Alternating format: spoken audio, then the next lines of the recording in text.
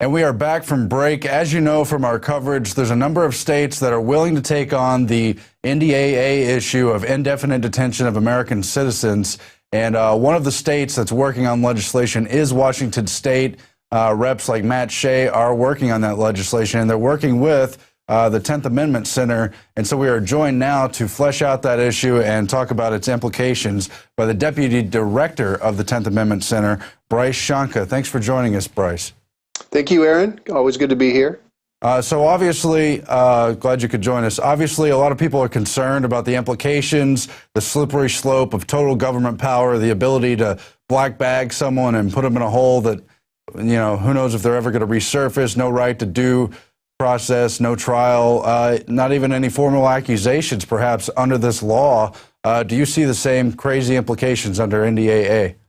Yeah, well, basically what we're talking about here is, a common scene in Iran. Like a van pulls up, puts a bag over somebody's head after a bunch of guys jump out, and then they throw him in the van and drive off, and that person's never seen again. This is what we've always associated with dictatorships all my life, and places that were full of quote-unquote bad guys. Well, with the NDAA, they have basically thrown out 3/4 of the Bill of Rights. And when Obama signed that, that's effectively the power that he gave to the federal government to do against the American people. Well, exactly. It has a lot less to do with terrorism than it does the classic kind of Stalin-esque techniques. And of course, it's happened in so many other countries, as you recognize.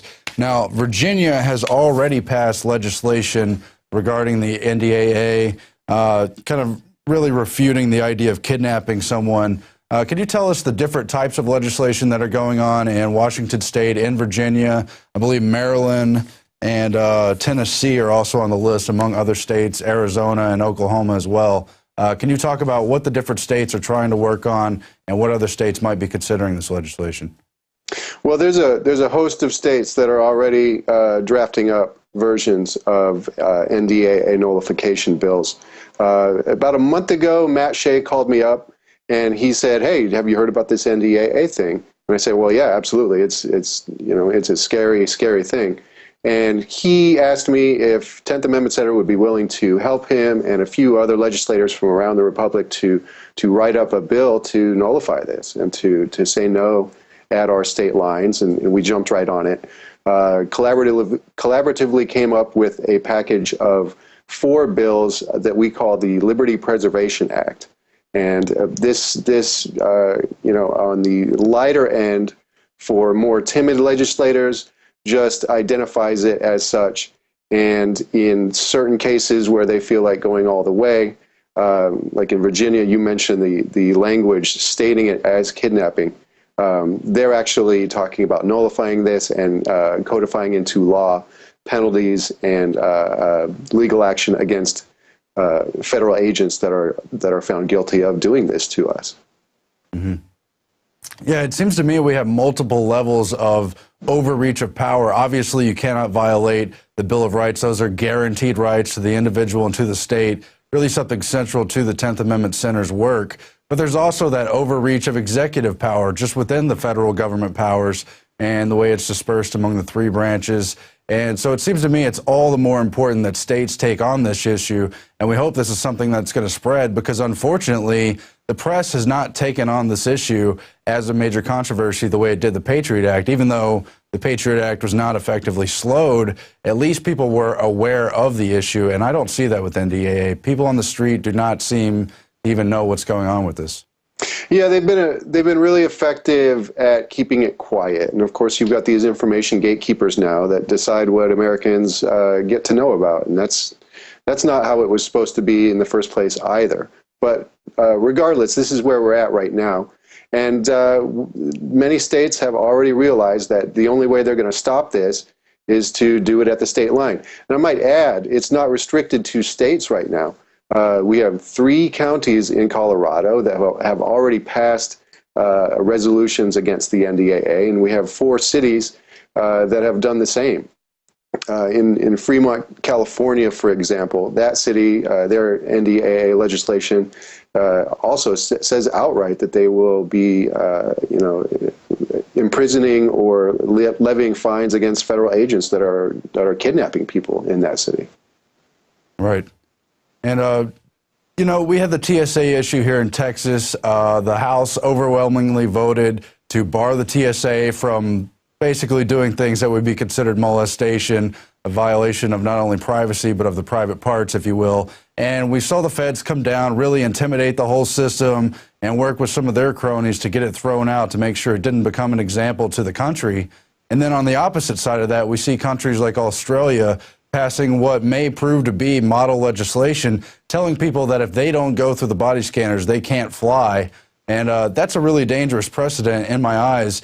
What do you see happening, or what did you think anyway, of the situation with Texas and the TSA?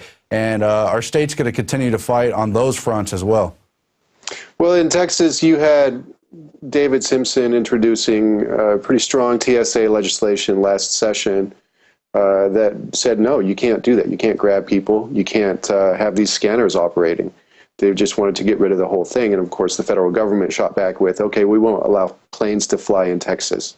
If you guys pass this, we're just going to shut down all air travel in Texas. And that was their intimidation tactic. Last year, you know, the Texas legislature stood alone, and the House overwhelmingly, I think they unanimously passed the TSA bill, but the Senate was bullied into not doing it. This year, we've already got, I think, 3 or 4 different states who have TSA bills, and that also continues to be a theme. But it's not nearly as hot as the NDAA issue right now. Right. Yeah, so with respect to the NDAA, is nullification the only viable route? Is there also room for people to file lawsuits? And who would that be filed against, do you know? I've heard that there's some action that's taking place right now in terms of a multi-plaintiff lawsuit against the federal government over the NDAA. But you always got to come back to what's going to happen with that. You know, it's going to, even, let's just assume it goes all the way to the Supreme Court. Is the federal Supreme Court going to take such a hard line against the rest of the federal government? I just don't see that happening, and there's not really a track record to suggest that that's what would happen. So yes, I believe that this is where we have to draw the line in our communities, in our states. If we have a decent state house, the county level is great. If you get a good constitutional sheriff involved in your county, get the county commissioner on board, like Peggy Littleton in El Paso County, Colorado, recognized the threat, immediately acted. They had something passed, I think, first out of anybody, any state, any county, any city. And this is what we can do on the local level. This is what the 10th Amendment says, that when the federal government does something that's outside of their carefully set parameters, we, as the top of the government totem pole in this country, have a right to say no. Yeah, and I think obviously we have to step up and say no, because it's clear this tyranny is not going to stop. It's on that slippery slope, and it's accelerating towards full steam ahead. And so I feel like if we don't stop these kinds of bills from being accepted, we may never have another chance. Oh, yeah. Yeah. I mean, when I talked to Stuart Rhodes about this the other day, he said point blank, this is what he studied when he was at Yale, finishing his law degree, was the turning of the domestic homeland into a war zone and applying warfare parameters to your own people. This is what you saw with Germany. This is what you saw with the USSR. This was a very common tactic for them to apply pressure to activists, to dissidents, to anybody that they wanted out of the way. And that's exactly how it happened. Yeah, classic tyranny. You know, I'm not an expert on nullification. I've always been a little foggy on it. And I feel like it's kind of a very scholarly term. Could you break it down, just totally simplify it for the total average listener, for the lowest common denominator of people who understand probably the basic Constitution and Bill of Rights, but maybe not what nullification is all about? Sure. Well, it's essentially, you can look to Thomas Jefferson as the one who fleshed out the doctrine. He worked with James Madison to produce the Kentucky and Virginia resolutions in 1798. And at that time, you had a federal government that was jailing newspaper editors for writing things that were,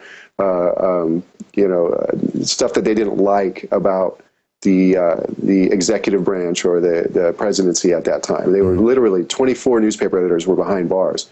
And Thomas Jefferson, who was the vice president at the time, said this is not what we set up. This is not what all those men fought and died for.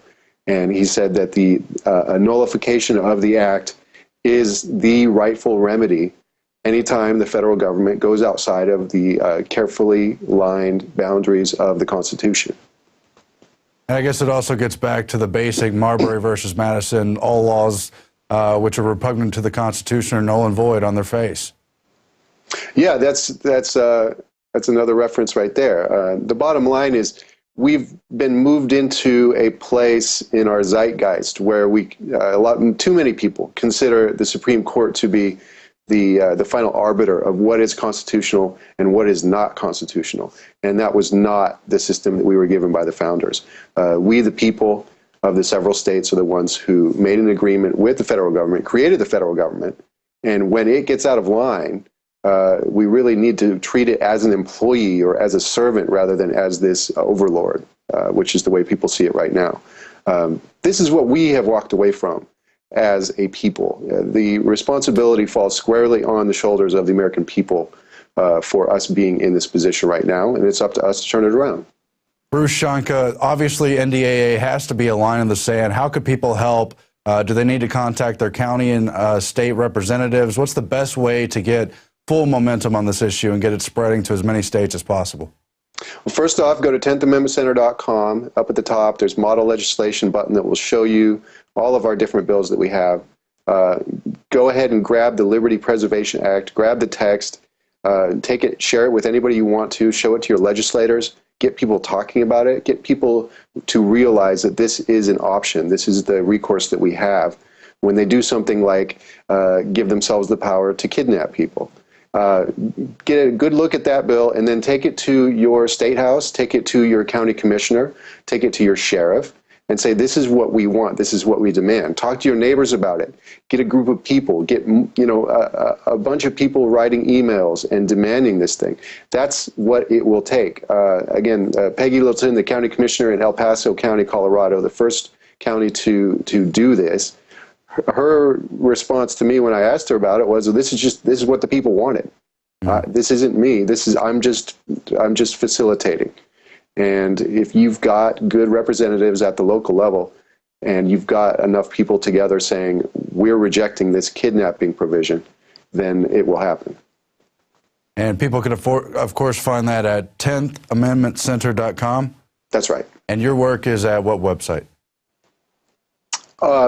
Sorry? What was your other website where you have your work posted and your articles? I also edit for the libertyvoice.com. Okay. Which is just an independent news website. We have some news and commentary on there. And we've been reporting on this and a variety of other issues. Well, let's hope people take this issue to the streets and to the representatives we still have, because, of course, we can do things at the state level still. Thanks for joining us. Thank you, Aaron. All right. Good night. And that's all for tonight on the InfoWars.